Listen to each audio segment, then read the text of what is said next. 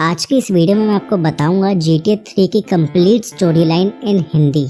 GTA 3 GTA series का काफ़ी popular game है। बहुत से गेमर्स को GTA सीरीज का पता GTA 3 से ही चला था और बहुत से लोगों को तो गेमिंग का पता ही GTA 3 से चला था। लेकिन जब हम खेलते थे GTA 3 तब हम अक्सर कटसीन्स और स्टोरी को स्किप कर देते थे क्योंकि ग्राफिक्स इतने अच्छे नहीं थे और हमें बेसिकली खेलना ज़्यादा पसंद था। किस पे होता है इतना पेशेंस। तो इसलिए आज की इस वीडियो में मैं आपको GTA 3 की कंप्लीट स्टोरी लाइन बताऊंगा बहुत ही कम टाइम में। और ये तो आपको ज़रूर देखनी चाहिए वीडियो क्योंकि ये आपकी पुरानी यादें ज़रूर ताज़ा कर देगी। और हो सकता है आपको GTA 3 की स्टोरी लाइन ना पता हो तो उसमें भी आपको ये बता देंगे।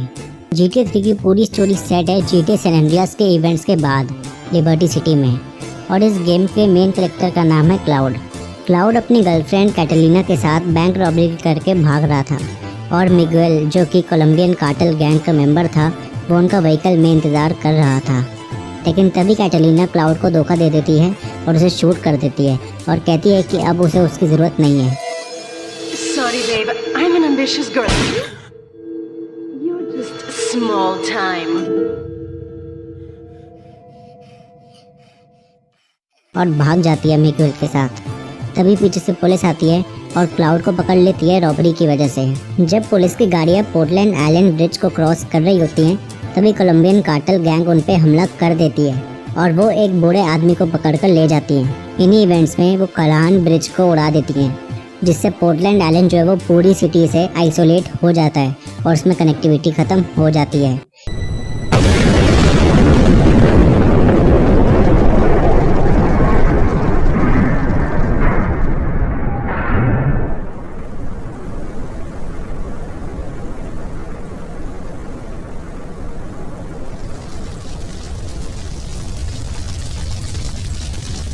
इसी मौके का फ़ायदा उठा के क्लाउड और एक उसका साथी प्रिजनर 8 बॉल पुलिस से बचकर निकलते हैं।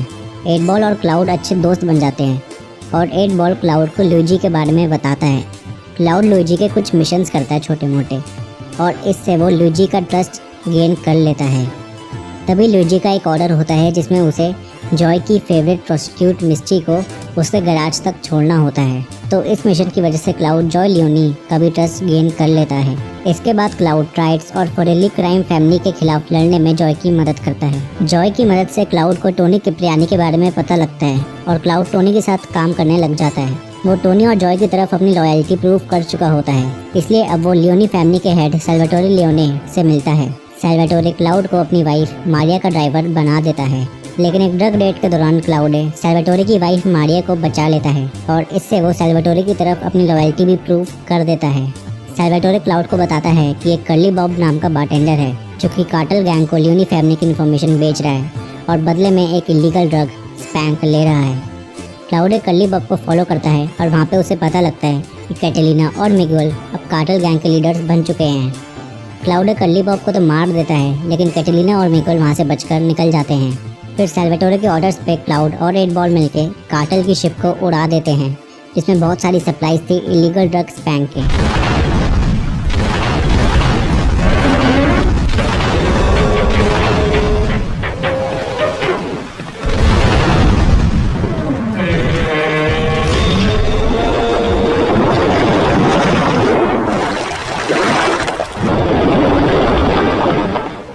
अब सैल्वाटोरे क्लाउड को अपना एक आखिरी मिशन और देता है और उसके बाद क्लाउड के लिए कुछ बड़ा इनाम मिलेगा, ऐसा सैल्वाटोरे उससे कहता है।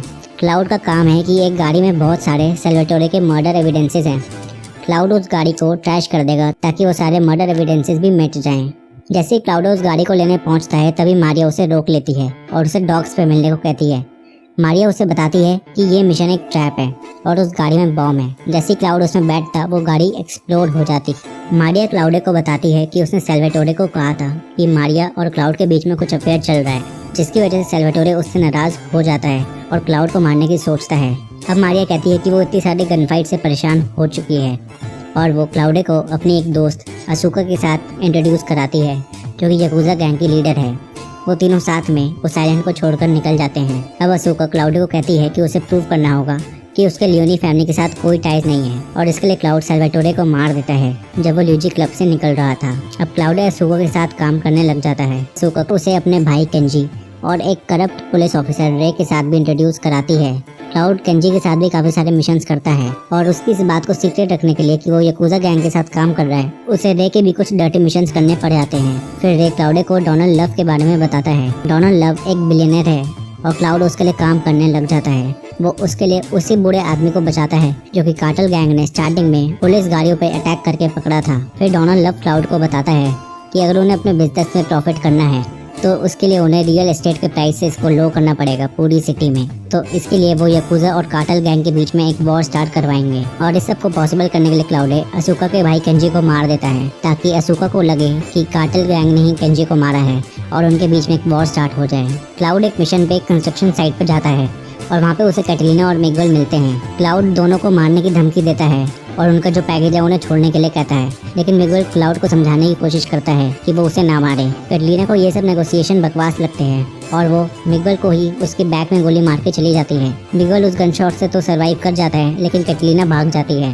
फिर वहाँ पे असूका आती है और उसे लगता है कि कार्टेल गैंग ने ही केंजी को मारा था और इसलिए वो मिगुएल को टॉर्चर करना स्टार्ट कर देती है ताकि वो उनसे और भी ज्यादा इन्फॉर्मेशन निकलवा सके। जब क्लाउड डोनाल्ड लव के पास जाता है तो उसे पता लगता है कि डोनाल्ड लव और वो बूढ़ा आदमी दोनों ही भाग चुके हैं और कहीं गायब हो गए हैं। जब वो वापस असूका के पास आता है तो उसे दिखता है कि असूका और मिगुएल दोनों ही मरे हुए पड़े हैं और वहाँ पे एक लेटर होता है जो कि कैटलीना ने छोड़ा है। कैटलीना कहती है कि उसने असूका और मिगुएल दोनों को ही मार दिया है और मारिया को किडनैप कर लिया है और वो फिरौती में $5 लाख की रकम मांगती है जो कि उसे कार्टेल मेंशन में आके देनी होगी। क्लाउडे बिल्कुल ऐसा ही करता है और $5 लाख लेके पहुंच जाता है ताकि मारिया को बचा सके, लेकिन वो सब भी एक ट्रैप होता है। वो मारिया को तो जाने देती है लेकिन क्लाउडे को अपने आदमियों के बीच मरने के लिए छोड़ देती है। फिर भी क्लाउडे बड़ी चालाकी से वहाँ से निकल जाता है और कैटलीना का पीछा करता है। वो देखता है कि कैटलीना एक हेलीकॉप्टर में जा रही है और वो हेलीकॉप्टर का पीछा करता है। फिर वहाँ पे वो एक डैम के पास पहुँचते हैं और वहाँ पे कैटलीना के बहुत सारे आदमी उसका इंतजार कर रहे होते हैं, लेकिन वो एक एक करके कैटलीना के सारे आदमियों को मार देता है और आखिर में वो कैटलीना के हेलीकॉप्टर को एक रॉकेट लॉन्चर की मदद से शूट कर देता है जिसमें कि हेलीकॉप्टर तबाह हो जाता है और कैटलीना मर जाती है।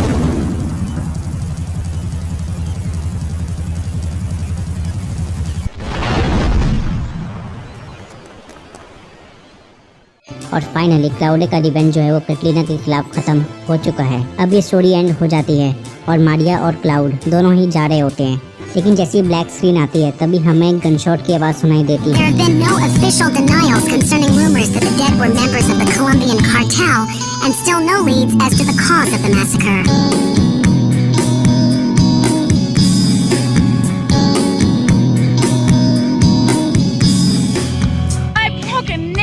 My hair is ruined. I mean, can you believe it? This one cost me $50.